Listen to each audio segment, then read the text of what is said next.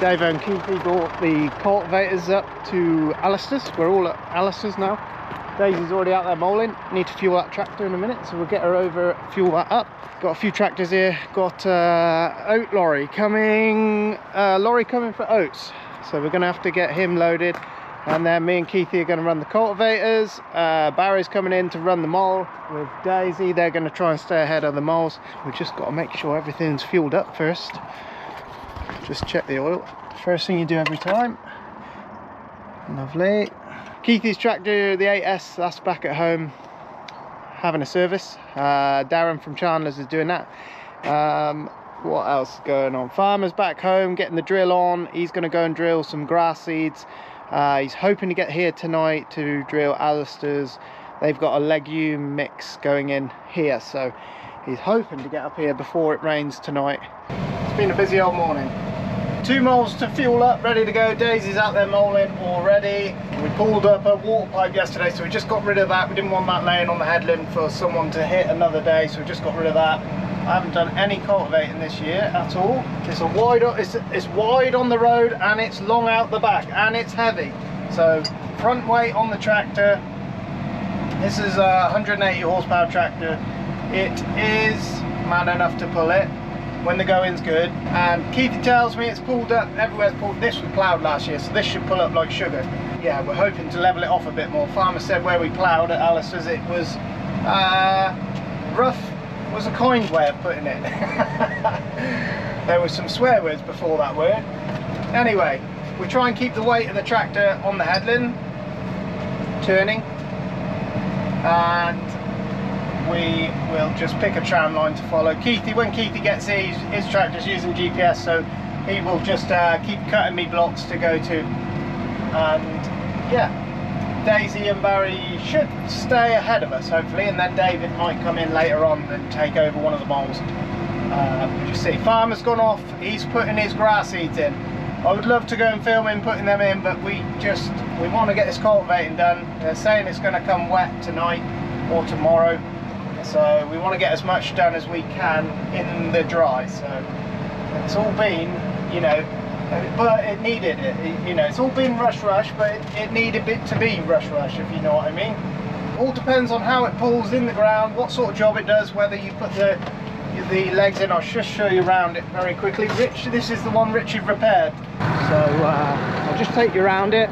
Obviously, I think they do a 5-leg and a 7-leg. This is a 7-leg version. What is there? They're quite low maintenance, so you just want to check your discs. Your disc bearings will in the morning check. You check your disc, just give them a little wobble. That one there's starting to, you know, it's on its way. It should be solid like that. Don't know how long that'll last, but it'll last as long until it falls off, and then we'll put a new one on. These from McConnell, these disc setups are, the bearings are mental money. Farmer gets them elsewhere really cheap, same bearings. So do your research on your bearings. Packer roller, this is the DB roller, so you don't want the curly one. They do a curly roller with this. You don't want that. It doesn't do very well. If it gets even remotely tacky, it just blocks up. So this one does pretty well, keeping it unblocked. Obviously some scrapers in the middle there. 2 big bearings on each side. These are daily greased. These are big bearings. They're a bugger to change. You will go through a set of those. Yeah, you know, you might be lucky and get through a season without changing them. You know, a season and a half, something like that. You'll be changing those. You got the legs to break it up. The legs break it up. The discs chop it up, and then the roller just pack everything back down. And it's sort of it's supposed to be a 1-pass tool, you know. Use this thing, then just a finishing tool like a power harrow or you know, springtime set for a finish, and then straight in with the drill after that.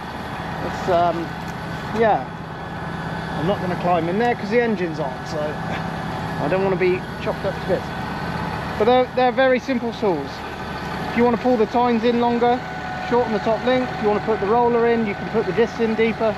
So you've got a few options there just to keep yourself going, and we'll just see what job it does. Richard repaired this one.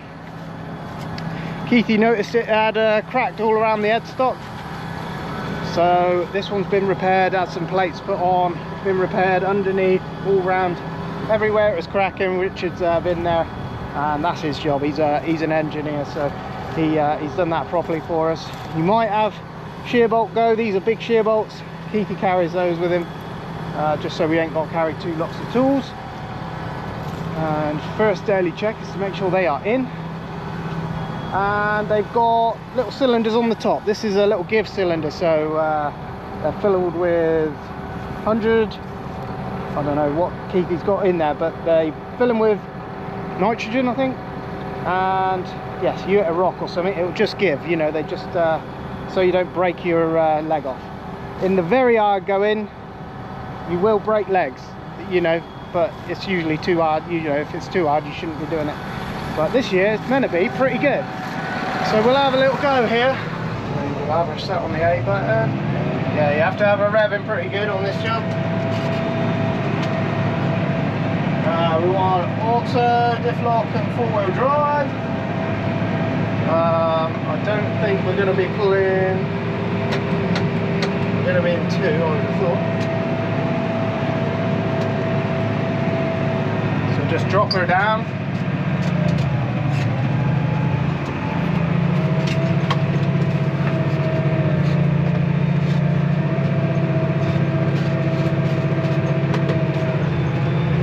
And then you just sort of find a speed you're happy with.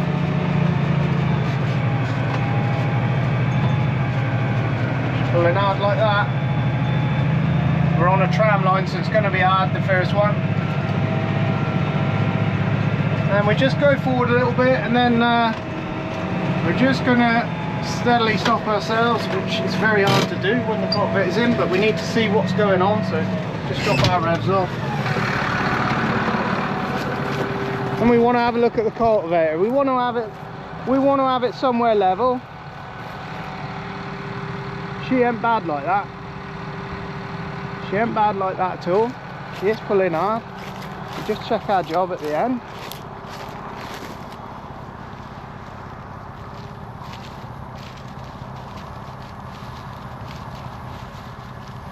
You want her doing a good job, and you want her, you know, you want to be able to pull it as well. So we might have to, when Keithy gets here, he's very particular.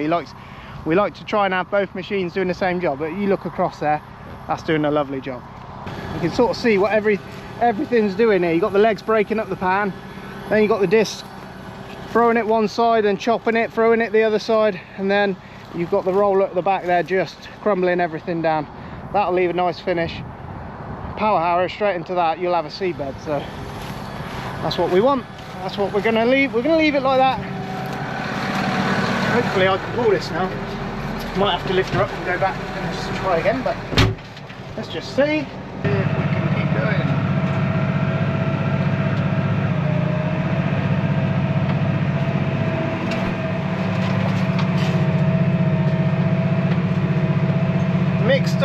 Mixed fields here, so this one's a very nice field. This always does the best, this field. It's called Kate's. This one always does nice. We're going to leave it like that because that is doing a pucker job. Look at that. Absolutely perfection like that. Yeah, it's got a grain lorry in a minute, so we've got to go and load that. We'll have to stop for a minute and do that. But yeah, this tractor's got good power. We had a hole in the intercooler pipe that runs to the engine, and I thought I heard it hissing early on, but anyway, that's been replaced, and ever since it's been pulling like a train again, so that's good. Our lorry's just arrived, and he's after oats, so we will just get him loaded. Alistair's oats, they varied in weight.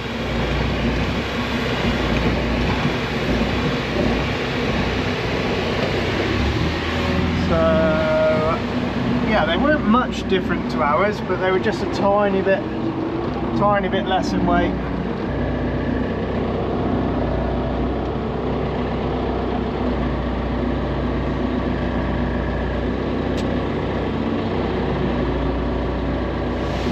But we will have to load him right up to the top. There's a bar in the middle of the trailer. I've been through this a few times. The main thing is to lock that bucket on before you start. We will be loading him right to the very top. You might even have to shuffle it about to get him in.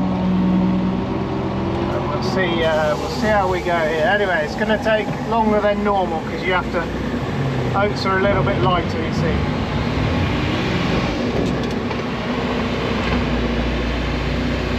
Alistair's currently blowing the barley. The barley was sitting just drying it down a little bit, so the air is going straight under the floor there and up through the barley side. He can control, he can have it heated or cooled, he can control whereabouts he blows it. It's quite a good little system. Although it's old, it's still a very handy system to have. You want to be very careful with a man's sheet.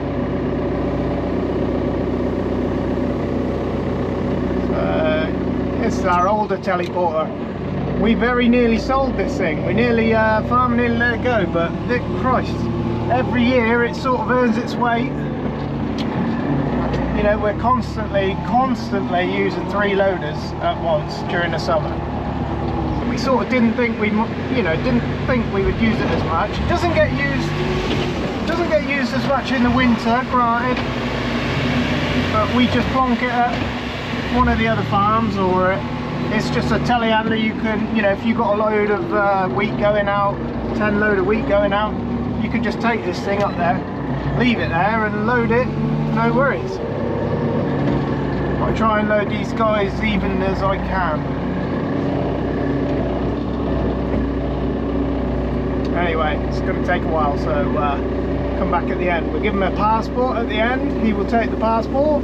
These are going for milling, so these will be going into porridge oats, things like that. You know, it'll be into, they won't be just feed. So yeah, it's good, isn't it?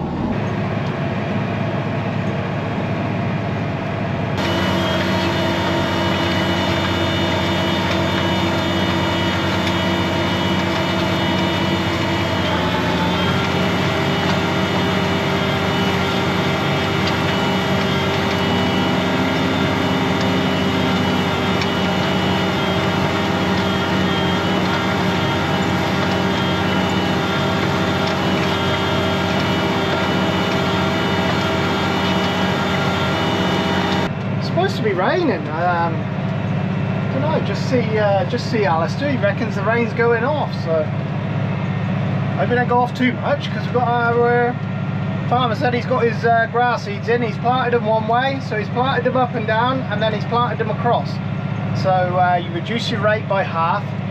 And it just showed up when we last planted grass that where we crossed sections, the grass came ever so well. And he did, and farmer said, you know, it's something they used to always do, is plant in 2 ways. So that's what's going to happen now, from now on, with grass.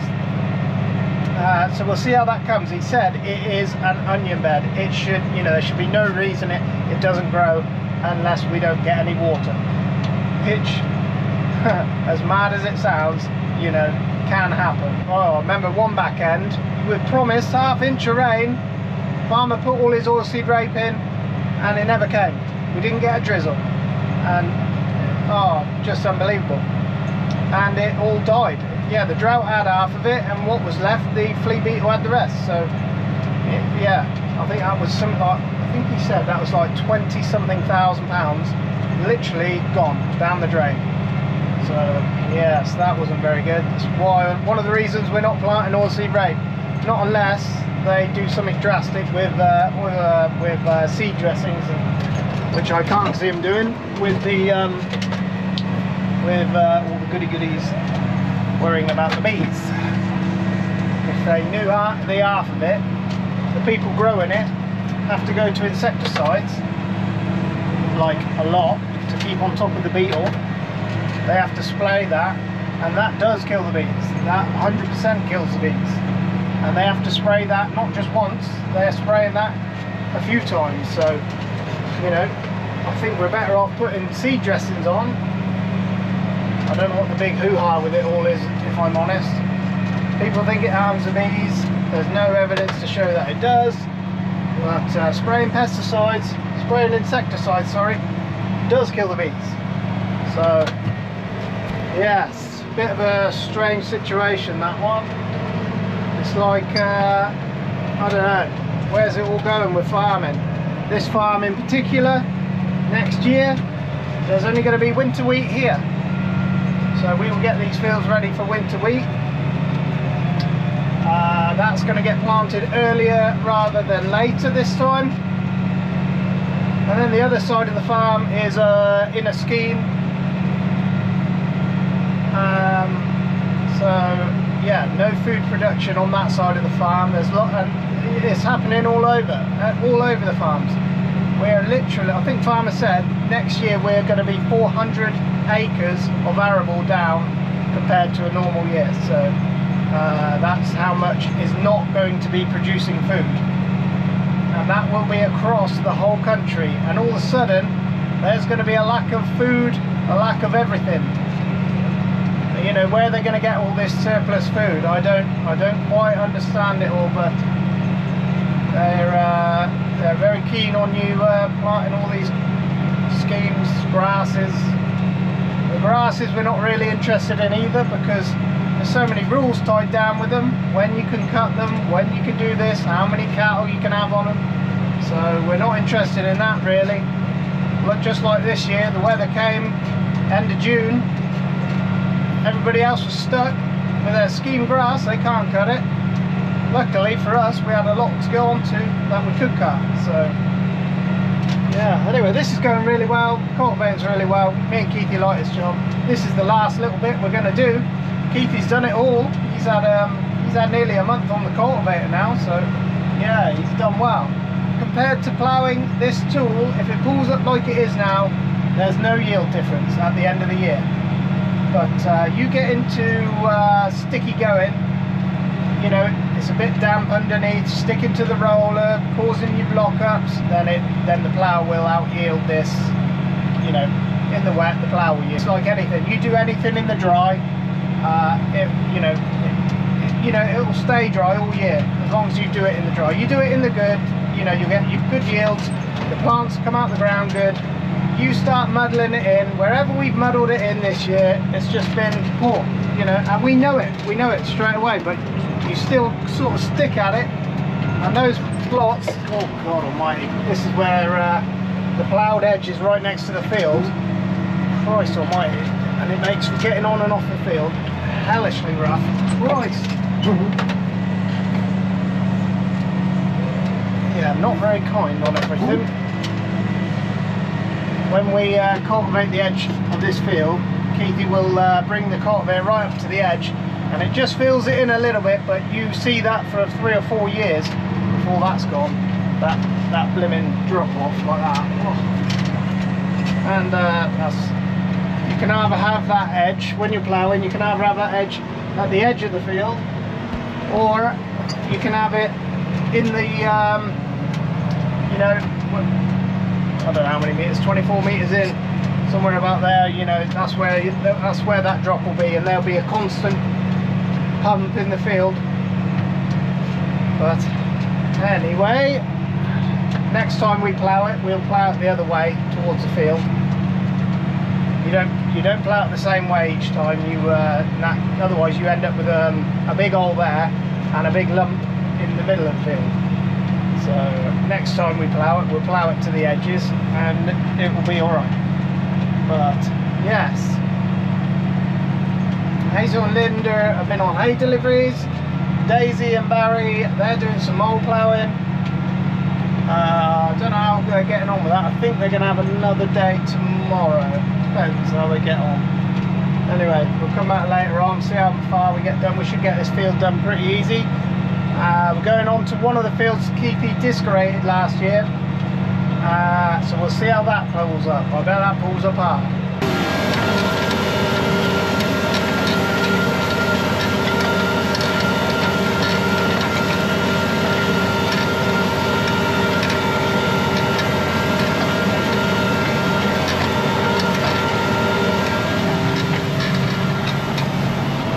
birds are here.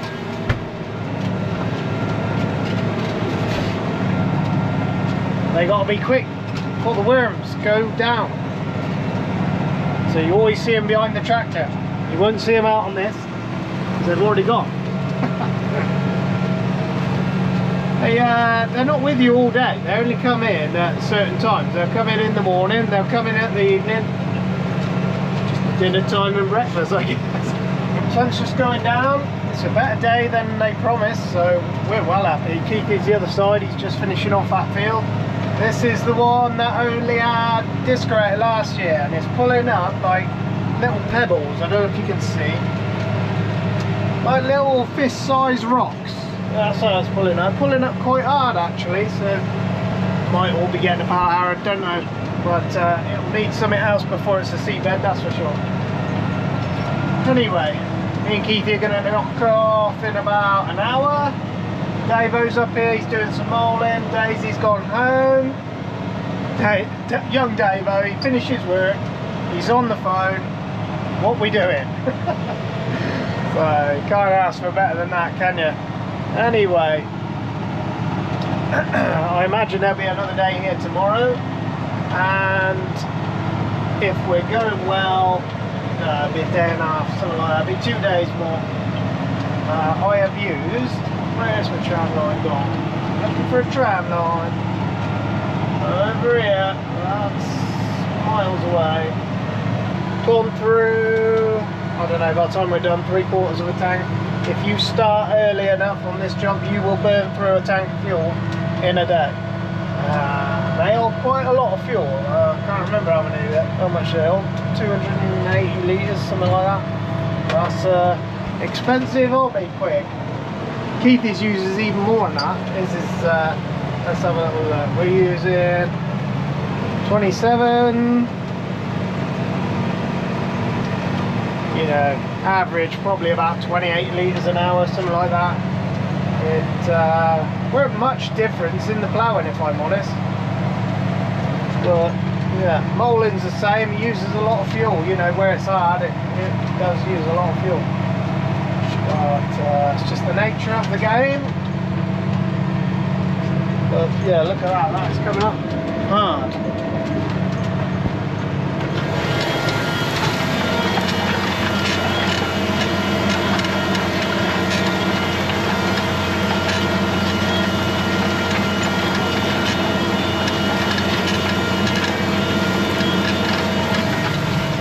Got battered down pretty tight by the winter, you know. It didn't drill very clever either, you know, so it's always going to be. So there we go.